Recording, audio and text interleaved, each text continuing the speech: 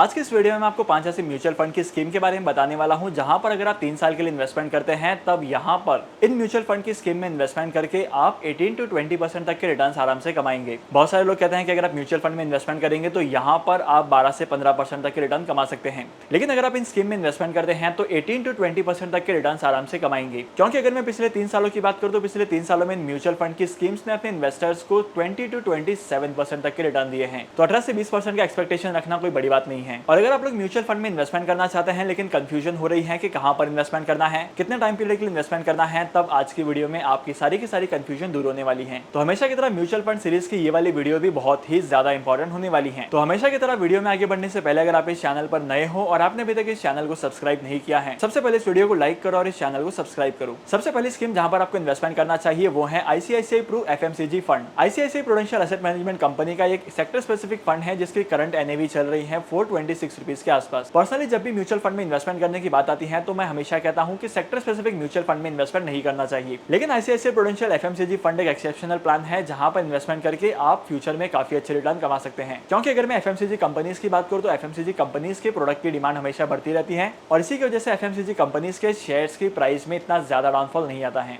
अगर मार्केट की condition negative है, मार्केट की कंडीशन पॉजिटिव है, तब भी यहाँ पर आपको ग्रोथ दिखाई देगी। और जैसे कि आप यहाँ पर देख सकते हैं कि इस म्यूचुअल फंड का एक्सपेंस रेशियो 1.45% का है, पी रेशियो निकल कर आता है 50.94 का, और अगर मैं शार्प रेशियो की बात करूँ तो इस म्यूचुअल फंड का शार्प रेशियो निकल कर आता है 1.20 का। अब जैसे कि आप यहाँ पर म्यूचुअल फंड के होल्डिंग पैटर्न को देख सकते हैं, यहाँ पर 93% का इन्वेस्टमेंट किया गया है इक्विटीज में, कैश एंड कैश इक्विवेलेंट में 4.70% का इन्वेस्टमेंट है। वहीं पर अगर मैं ट्रेजरी बिल्स की बात करूँ, टी बिल्स में इन्वेस्टमेंट किया गया है 1.67% का, और कॉर्पोरेट डेट की बात की जाए तो कॉर्पोरेट डेट फंड में इन्वेस्टमेंट किया गया है 0.03% का। अब जैसे कि आप इस म्यूचुअल फंड के सेक्टर डिस्ट्रीब्यूशन को देख सकते हैं, यहाँ पर हाउस होल्ड प्रोडक्ट की कंपनीज में इन्वेस्टमेंट किया गया है, टोबैको कंपनी में इन्वेस्टमेंट किया गया है, रिटेल स्पेशलिटी में इन्वेस्टमेंट किया गया है और अदर बहुत सारे मिसलेनियस कंपनीज हैं। तो अगर आप लोग इस म्यूचुअल फंड में लॉन्ग टर्म के लिए इन्वेस्टमेंट करते हैं तो यहाँ पर आपको 20% से ज्यादा के रिटर्न्स भी कमाने को मिल सकते हैं with in 3 years. Second mutual fund जहां पर आपको इन्वेस्टमेंट करना है वो है HSBC large cap and mid cap fund. जैसे कि आप इस फंड की परफॉर्मेंस को देख रहे हैं, यहाँ पर पिछले 3 सालों में इस फंड ने अपने इन्वेस्टर्स को 26% के रिटर्न दिए हैं।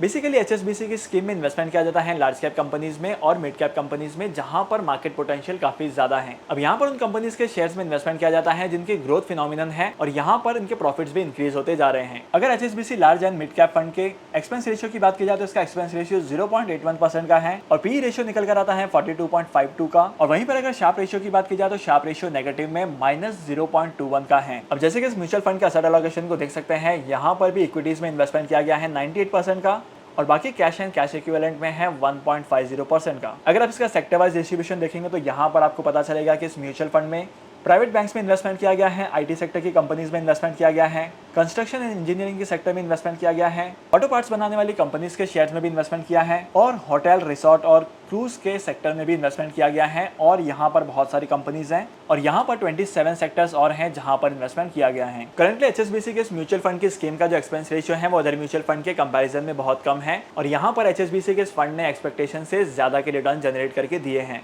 तो डेफिनेटली इन्वेस्टमेंट करने से पहले आपको इसके बारे में भी सोचना है। थर्ड म्यूचुअल फंड इन्वेस्टमेंट की स्कीम आती है एचडीएफसी मल्टी एसेट फंड की। अगर आप एचडीएफसी मल्टी एसेट फंड में इन्वेस्टमेंट करते हैं तो यहाँ पर आपको 3 साल के अंदर अंदर 23% के आसपास का रिटर्न कमाने को मिल सकता है, क्योंकि पिछले 3 सालों में एचडीएफसी के इस फंड ने अपने इन्वेस्टर्स को 22% के रिटर्न्स कमाकर दिए थे और एक्सपेक्टेड यही किया जा रहा है कि आने वाले टाइम पीरियड में इससे ज्यादा के रिटर्न जनरेट करके दिए जाएंगे। और वहीं पर अगर मैं करंट एनएवी की बात करूँ तो इस म्यूचुअल फंड का जो करंट एनएवी है वो 55 पॉइंट समथिंग का है। करंटली इस म्यूचुअल फंड का एक्सपेंस रेशियो भी 0.88% का है। वहीं पर अगर पी रेशियो की बात की जाए तो पी रेशियो 29.56 का निकल कर आता है और शार्प रेशियो निकल कर आता है 0.93 का। वहीं पर इस म्यूचुअल फंड के पोर्टफोलियो को देखेंगे तो यहाँ पर बहुत सारी जगह पर इन्वेस्टमेंट किया गया है, जैसे कि यहाँ पर इक्विटीज में इन्वेस्टमेंट किया गया है, गोल्ड में इन्वेस्टमेंट किया गया है, सिक्योर डेट में इन्वेस्टमेंट किया गया है और इसी के साथ साथ आरईआईटीज में इन्वेस्टमेंट किया गया है। आरईआईटीज का मतलब होता है रियल एस्टेट इन्वेस्टमेंट ट्रस्ट और यहाँ पर रियल एस्टेट की कुछ कंपनीज होती हैं।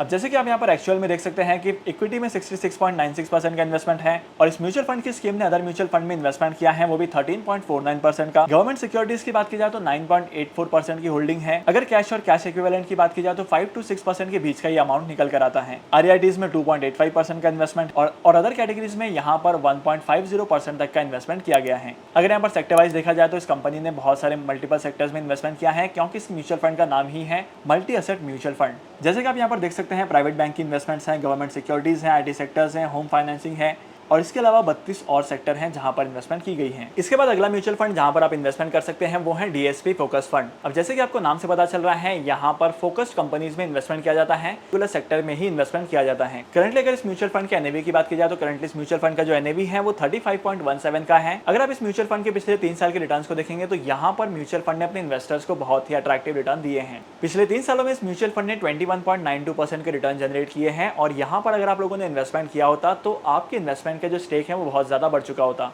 जैसे कि आप यहाँ पर देख सकते हैं कि इस म्यूचुअल फंड का एक्सपेंस रेशियो है 1.08% का। पी रेशियो की बात की जाए तो पी रेशियो 31.46 का निकल कर आता है और वहीं पर शार्प रेशियो की बात की जाए तो शार्प रेशियो है -0.39 का। अगर मैं आसान भाषा में कहूँ तो इस म्यूचुअल फंड की जो वैल्यूएशन है वो अदर म्यूचुअल फंड के कंपैरिजन में काफी अट्रैक्टिव है, क्योंकि इक्विटी म्यूचुअल फंड में फोकस कैटेगरी में इस तरीके की वैल्यूएशन देखना बहुत ही मुश्किल वाली बात है। अगर आप इस म्यूचुअल फंड के पोर्टफोलियो में देखेंगे तो यहाँ पर इक्विटीज में इन्वेस्टमेंट किया गया है और बाकी कैश एंड कैश इक्विवेलेंट में इन्वेस्टमेंट किया है। और वहीं पर अगर आप सेक्टर वाइज देखेंगे तो IT सेक्टर की कंपनीज में इन्वेस्टमेंट किया गया है, स्पेशलाइज्ड फाइनेंस कंपनीज में इन्वेस्टमेंट किया गया है, प्राइवेट बैंक में इन्वेस्टमेंट किया गया है और वहीं पर फार्मास्यूटिकल कंपनीज में और टू व्हीलर्स बनाने वाली कंपनीज में भी इन्वेस्टमेंट किया गया है। और यहाँ पर अगर आप नीचे देखेंगे तो 18 मोर सेक्टर्स हैं। तो चलिए अब हम बढ़ते हैं आज की वीडियो के लास्ट स्कीम पर और अभी हम लोग बात करते हैं इंडेक्स म्यूचुअल फंड के बारे में। तो यहाँ पर आप HDFC index plan Nifty 50 fund में इन्वेस्टमेंट कर सकते हैं। अगर आपको पता नहीं चल रहा है कि आपको कहाँ पर इन्वेस्टमेंट करना है, आपको कौन सी म्यूचुअल फंड में इन्वेस्टमेंट करना है, कितना इन्वेस्टमेंट करना है, तब यहाँ पर आप HDFC म्यूचुअल फंड की स्कीम में आंख बंद करके भी इन्वेस्टमेंट कर सकते हैं, क्योंकि ये फंड जो है वो निफ्टी 50 को ट्रैक करता है। निफ्टी 50 जिस हिसाब से परफॉर्म करेगा उस हिसाब के रिटर्न आपको भी मिलेंगे। और यहाँ पर अगर मैं एक्सपेंस रेशियो की बात करूँ, जैसे कि आप यहाँ पर देख सकते हैं कि एक्सपेंस रेशियो, कंपनी का शार्प रेशियो और P ratio other mutual fund के कंपैरिजन में बहुत ही कम है। तो एक्सपेक्टेशन ये होती है कि अगर आप लोग इन्वेस्टमेंट करते हैं इस स्कीम में, अच्छे रिटर्न कमाने को मिलते हैं अदर म्यूचुअल फंड के कंपैरिजन में। और वहीं पर अगर मैं इस म्यूचुअल फंड के पास्ट परफॉर्मेंस की बात करूं तो यहाँ पर इसके इन्वेस्टर्स को काफी अच्छे रिटर्न कमाने को मिले हैं। तो अगर आप लोग म्यूचुअल फंड में इन्वेस्टमेंट करना चाहते हैं तो आपको इन 5 स्कीम को जरूर चेकआउट करना है। यहाँ पर आपको मैसिव रिटर्न कमाने को मिलेंगे। इसके अलावा मार्केट में आपको ऐसी बहुत सारी स्कीम मिलेगी जहां पर आपको लगेगा कि इन्वेस्टमेंट करना चाहिए, लेकिन मैं आपको पर्सनली रिकमेंड करता हूं कि आपको इन 5 म्यूचुअल फंड की स्कीम में इन्वेस्टमेंट करने के आगे कुछ सोचना नहीं है, क्योंकि ये सारे के सारे म्यूचुअल फंड आपको इतने ज्यादा रिटर्न कमा के देंगे। और अगर आप इन 5 म्यूचुअल फंड में इन्वेस्टमेंट करते हैं या इन 4 म्यूचुअल फंड में इन्वेस्टमेंट करते हैं तो आप अपने पोर्टफोलियो को प्रॉपर्ली डाइवर्सिफाई कर सकते हैं। आज के इस इंपॉर्टेंट वीडियो को यहीं पर खत्म करते हैं। अगर आपको आज की इस वीडियो का कंटेंट वैल्यूएबल लगा है तो इस वीडियो को लाइक करना, शेयर करना। इसी के साथ साथ मैं आपको मिलूंगा अगली वीडियो में नए टॉपिक के साथ, एक इंटरेस्टिंग टॉपिक के साथ। तब तक के लिए signing off, happy investing and good bye.